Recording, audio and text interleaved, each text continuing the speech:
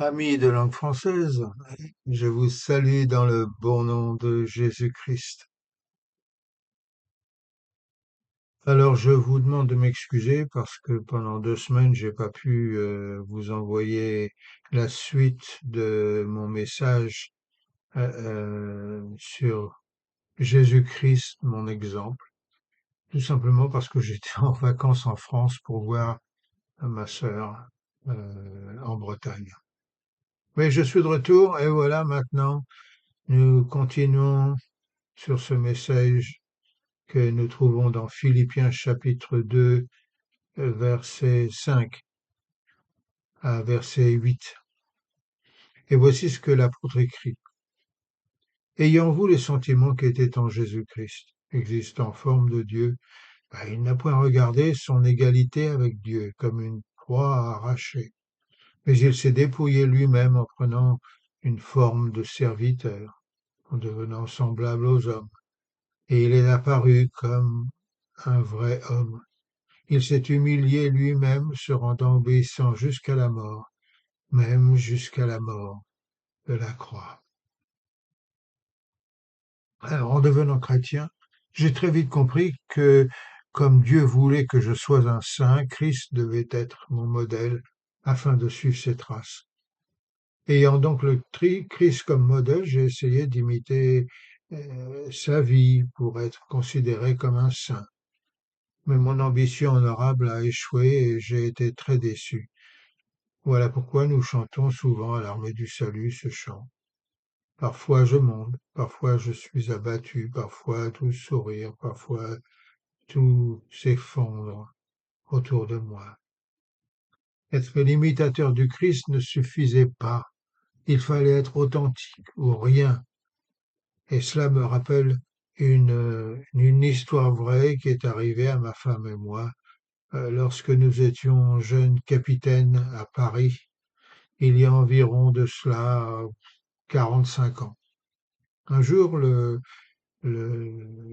territoire de l'armée du salut en France nous a demandé de participer avec des membres de l'orchestre de l'état-major français à un film retraçant la vie d'Émile Zola, un grand défenseur et écrivain de la condition humaine, notamment auprès des mineurs à la fin du XIXe siècle.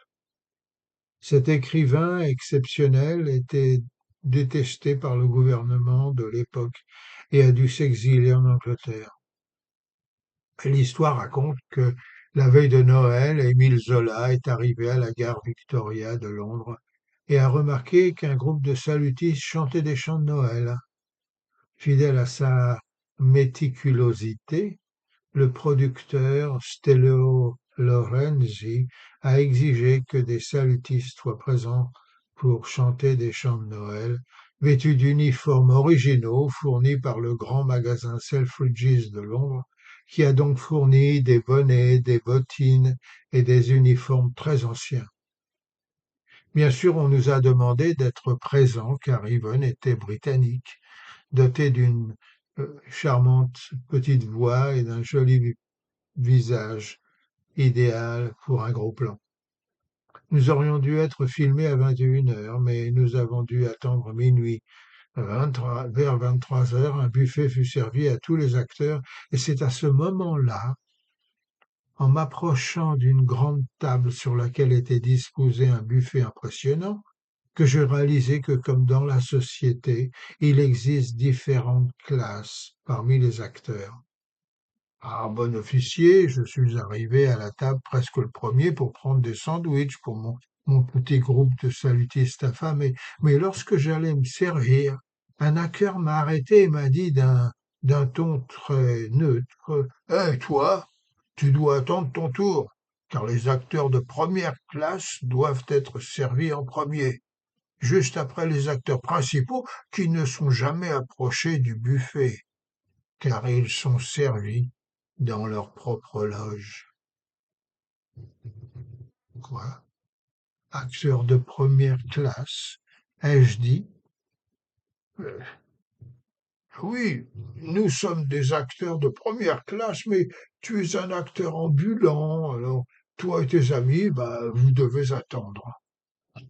Excusez-moi, lui répondis-je, mais nous ne sommes pas des acteurs, nous sommes vraiment et véritablement l'armée du salut.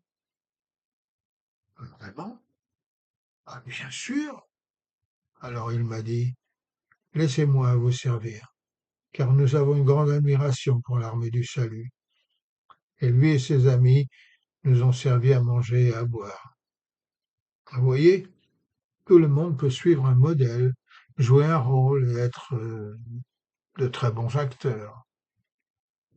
Mais comme le dit sagement Coca-Cola, rien ne peut être aussi bon que ce qui est vrai.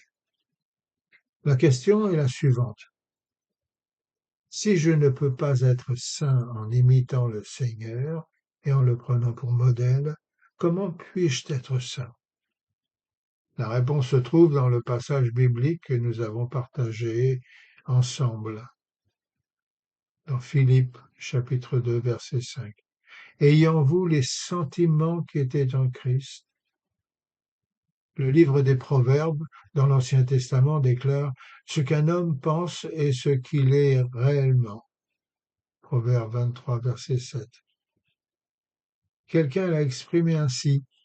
Vous n'êtes pas ce que vous pensez être, mais ce que vous pensez vous êtes. Laissez-moi le répéter, il faut comprendre. Vous n'êtes pas ce que vous pensez être, mais ce que vous pensez vous êtes. Un proverbe chinois déclare celui qui possède le parvis intérieur possède le parvis extérieur. Les mauvaises pensées engendrent de mauvaises habitudes, les pensées cruelles conduisent à des actes cruels, les belles pensées engendrent de beaux esprits, les pensées charnelles mènent à la mort, dit l'apôtre Paul. Alors,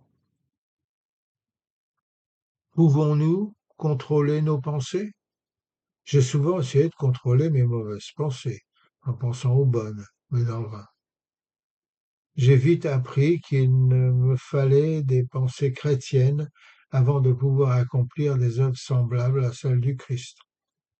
Lors de ma conversion, j'ai réalisé que la première étape pour être un bon imitateur de mon Seigneur était de me demander quelle pensée l'habitait lui. Que pensait-il lorsqu'il était seul? Ensuite, j'ai essayé de penser aux mêmes choses. Voici ce qui est ressorti de mes recherches. Une chose que j'ai appris sur l'Esprit du Christ, c'est qu'il pensait toujours à Dieu le Père. Les fleurs sauvages qui lui rappelaient son Père étaient revêtues par lui de beauté. Les petits oiseaux également. Il disait que son Père les nourrissait. Lorsque le Christ enseignait les apôtres, c'était toujours avec des paroles venant de son Père qu'il l'avait envoyé. Et sur la croix, le Christ a dit, Père, entre tes mains, j'abandonne mon esprit. Alors j'ai décidé de penser davantage à Dieu, mon Père, en le remerciant pour les choses qui se passaient dans ma vie. Lorsque j'ai fait cela, toute ma vie a commencé à changer. Essayez et voyez pour vous-même ce que Dieu peut faire avec la vôtre. Faites-lui confiance et concentrez-vous sur la présence de Dieu dans votre vie et vous verrez que cela apporte un vrai changement. Allez, Dieu vous garde et vous bénisse.